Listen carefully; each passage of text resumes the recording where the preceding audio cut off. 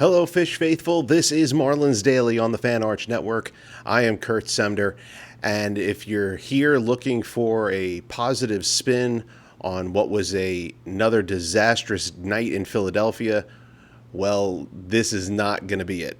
Not in the least. What a mess. What a mess the Marlins have created for themselves after yet another defeat at the hands of the Phillies. They lose last night 6-4 in Philadelphia, and the implications for the playoff race are just tremendous. Not only do they lose the game, they've now officially lost the season series to the Phillies, which means that the Phillies and Marlins, if they ended up tied in the wild card standings, the Phillies will get the tiebreaker, which means basically the Marlins have to finish ahead of the Phillies in the standings.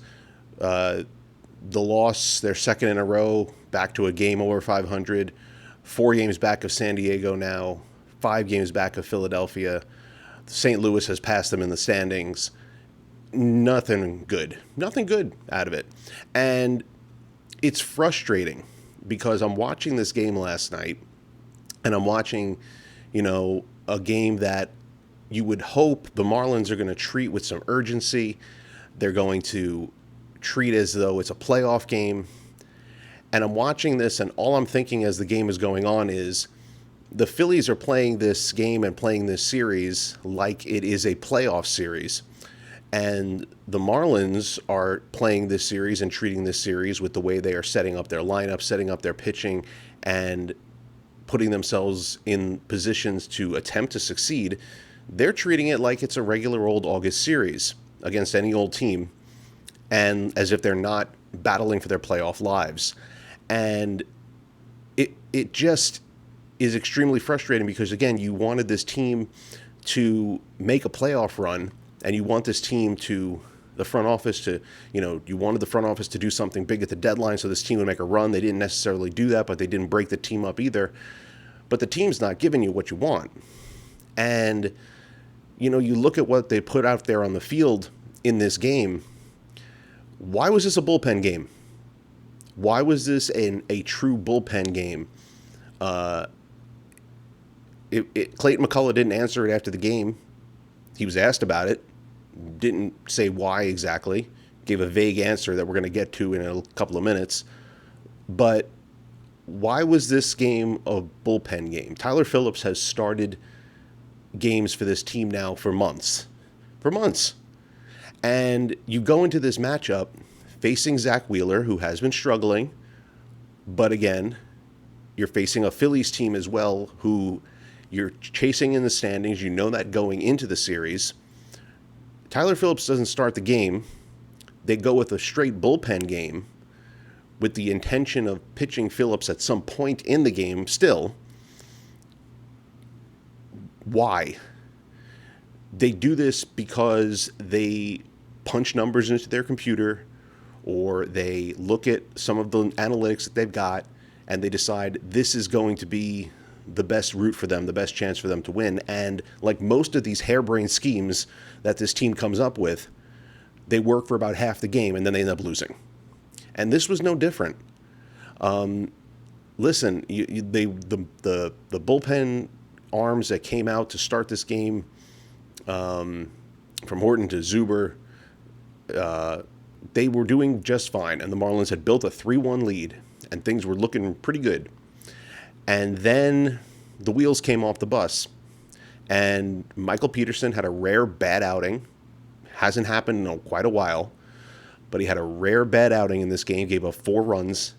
And the fact of the matter is, he has been their best reliever for a while now. He should not be pitching in the 5th or 6th inning of a game like this. He should be pitching late in a game that's close in key matchups, and it came back to bite them. He shouldn't be pitching in that spot. And then after he comes in, then Tyler Phillips gets to come into the game. He only pitches 2 innings, a guy who can give you, 60, 70 pitches and could start a game and get you to a situation later in the game where you see how the game has developed, and you can then start mixing and matching and picking your spots with your relievers. Instead, they burn through half their bullpen before they even get to Tyler Phillips. And by that point, you're losing this game 5-3. Didn't have to happen that way. And, they put themselves in this spot, as I mentioned, because this team fell behind 5-3. They still managed to fight back, as we've seen them do many times over.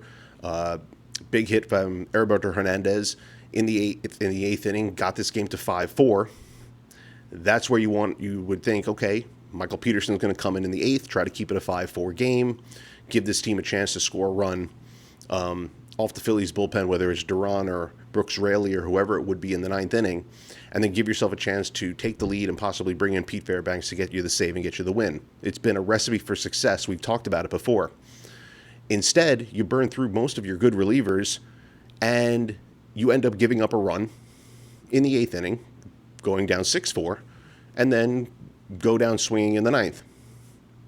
It's not the way you win baseball games, and it's not going to work. I'm not saying they can't do bullpen games, but why in the world do you change up what you've been doing now in a series where you need to put your best foot forward and have your best opportunity to win? These are games that the Marlins had the opportunity to pull even with the Phillies, and instead, 2 games in, they are further back than they've been in months and falling further behind other teams. The lineup that was put together wasn't bad. I actually don't have too many problems with the lineup, except for, of course, our main man, Jacob Marcy, at the top of the lineup once again. You got a whole lot out of him, too. 0 for 2 with 2 walks, so congratulations for the on-base percentage. He didn't score a run because the guys behind him didn't get a big hit to bring him in at any point. What are we doing? What are we doing here? This lineup struck out 9 times, 9 or more times now in the last 4 games, and they're not playing winning baseball. And I know you're going to hear this and you're going to think, okay, it's 1 game, you're overreacting to 1 game, you're overreacting to 2 games. You lost more than 2 games in the standings of the Phillies. You lose the season series. You're now really technically 6 games behind the Phillies because you got to leapfrog them in the standings for it to matter. It's a mess. It's a mess. And now they, at best, can pull back to within 4 games of the Phillies with a win tonight. And they have no more games against the Phillies after this to make up ground on them directly. So I just don't like what they do when they're in these matchups and in these games. They don't seem to have any sense of urgency. They don't seem to play with any or set themselves up with it like, okay, listen, we got 3 games against the Phillies, a chance to get them. Let's put our best lineup out there for 3 games. Let's put up ourselves in our best chances with pitching matchups, and let's do that. They don't do that. They say they're doing that, but they don't. And when I say they say they're doing that, that brings me to what Clayton McCullough had to say after this loss and after the game. And he was talking about something involving why Tyler Phillips didn't start the game. And he was asked about that and asked about why they didn't do that. And I'm going to read it to you. I'm going to read exactly what Clayton McCullough said after the game. He said, this is a quote, "We just look at each game, what we think is the best way to win, and then you go through that game, go to the next day, and who's available, and what's the best way to win that one." Did you follow that quote? What he's basically saying is we approach each game individually, and we try to set our team up the best way to win that game. And then we go to the next day and see what we can do to win that game based off of what we did the day before and who's available from the day before. That's a nice approach, and it sounds good on paper. But through a 162-game season, that does not work. You end up leaving yourself without the players you need more often than not, and you put your team in a situation where they never know what's going to happen from day to day. And it hasn't worked. It just doesn't work. This team has overachieved at a game over 500. I don't think anybody would disagree with that. They have overachieved by putting themselves in the playoff race at this point in the season, this late in August. But that overachieving has come despite some of the ideas that the Marlins are going to outsmart the system and outsmart what works in baseball by doing all of these things. And it doesn't work. And it hasn't worked. And they are now in a situation where they have exhausted their bullpen with the idea that Sandy's going to go out there tomorrow and pitch 9 innings or 8 innings or 7 innings and get them a win. You can't play like that. And Clayton McCullough comes under a lot of fire for a lot of these decisions. I don't know how many of these decisions are actually coming from him. But the Marlins are not doing this the right way. And the approach doesn't work. And as we're getting further and further into the season, you're seeing more often than not that approach doesn't work. They have one game or two where they put a lineup that seems like the right lineup together that day, and they put together 13, 14 hits, and they score 6, 7 runs, and they win the game. But more often than not, they have 4 or 5 hits, and they only score a handful of runs, and they find themselves in pitching mismatches throughout the game, and they lose games, like this one that they lost last night. And I don't know if the manager's in any kind of trouble because he just does what the front office tells him to do, and it's hard to find a manager who's willing to just do what the front office tells him to do most of the time. We've seen managers getting fired for arguments with front office many, many times over. But the way this team has looked in this series tells me that they don't know how to make a playoff run. They don't know how to do it. And I'm not saying they needed to upend the rotation or pitch anyone on short rest, but it's a very simple thing that could have been done here, and that's a sense of you stick with what's worked for months. Let Tyler Phillips go out there, pitch 5 innings, and take it from there.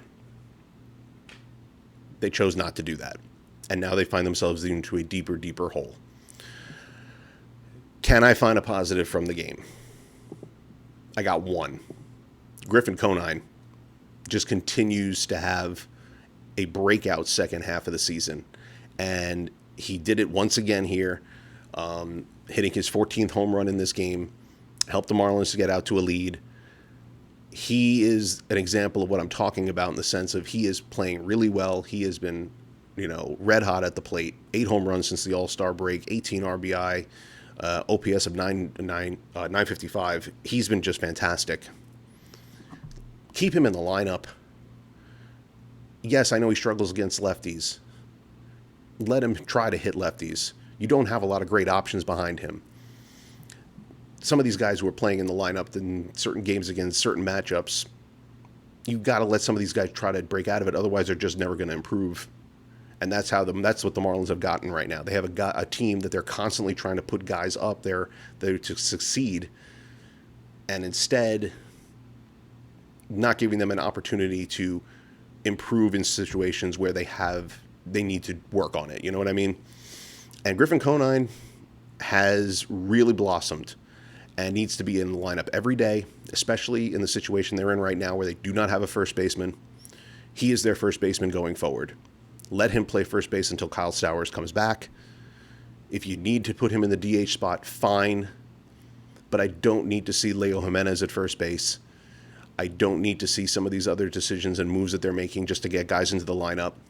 And we're in the 3rd game of a series now, so who knows what this lineup is going to look like tomorrow. But I still tell you this, Griffin Conine needs to be in that lineup and needs to be in that lineup every day right now because he is having a season that can give you hope for the future with this team, that he could be a guy who could be in this lineup and hit 35 home runs every season for you. That's the kind of season he's having. So, hand up.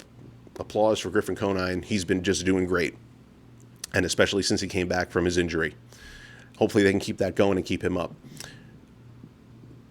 I don't feel great about this last game coming up. I don't know how you feel. Sandy Alcantara has been fantastic. He has been lights out. Lost the last game he pitched, yes, against the Reds. Chase Burns had a better game, but he pitched great in that game, and he has pitched great for more than a month now straight. He has had a great season. You're asking him now to shut down this lineup, and you're also hoping that the offense can provide some runs behind him. Aaron Nola is hittable.